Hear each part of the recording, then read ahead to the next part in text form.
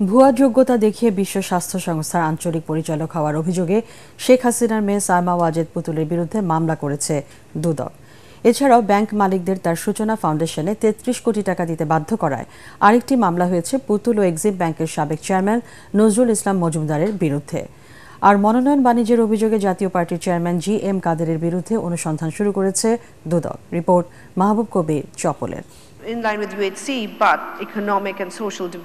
একজন প্রধানমন্ত্রীর মেয়ে নির্বাচিত হলেন বিশ্ব স্বাস্থ্য সংস্থার দক্ষিণ ও পূর্ব এশিয়ার আঞ্চলিক পরিচালক। বিষয়টি তখনই খটকা লেগেছিল অনেকের কাছে, কারণ নেপালের শম্ভু আচার্য ছাড়া পুতুলের সাথে কেউই প্রতিদ্বন্দ্বিতা করেননি। পূর্ব অভিজ্ঞতা থাকার পরও শম্ভু পান মাত্র 2 ভোট, আর 8 ভোট পেয়ে পরিচালক নির্বাচিত হন পুতুল। জানিয়ে প্রশ্ন তুলেছিল চিকিৎসা বিষয়ক সাময়িকী দ্য ল্যান্ডসেট। শেখ হাসিনা সরকারের পতনের পর গত জানুয়ারিতে পুতুলের নিয়োগ জালিয়াতির অভিযোগের অনুসন্ধান শুরু করে দুদক। সালমা ওয়াজেদ পুতুলকে দক্ষিণ পূর্ব এশিয়ার আঞ্চলিক পরিচালক হওয়ার যোগ্যতা না থাকা সত্ত্বেও তার ক্ষমতার অনৈতিকভাবে ব্যবহার করেছিলেন মর্মে অভিযোগ রয়েছে। সঠিক প্যাড আর সঠিক তথ্য দিয়ে এসব সামলে নিব এক হয়ে। Monalisa sanitary napkin. প্রমাণ পাওয়ায় তার বিরুদ্ধে মামলা করেছে কমিশন।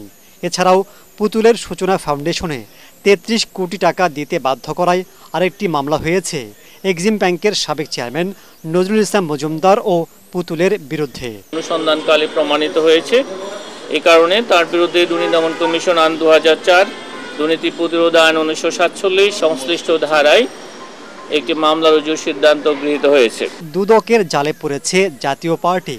দলটির চেয়ারম্যান GM কাদেরের বিরুদ্ধে মনোনয়ন বাণিজ্য ও অর্থ পাচারের অভিযোগ জমা হয়েছে কমিশনে। অভিযোগ সংশ্লিষ্ট জনাব গোলাম মোহাম্মদ কাদের, চেয়ারম্যান জাতীয় পার্টির বিরুদ্ধে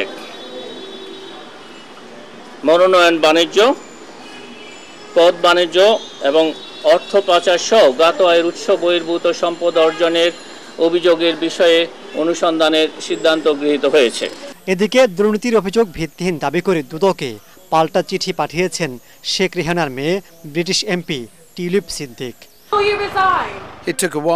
মাহবুব কবির চপল, ATN বাংলা, ঢাকা।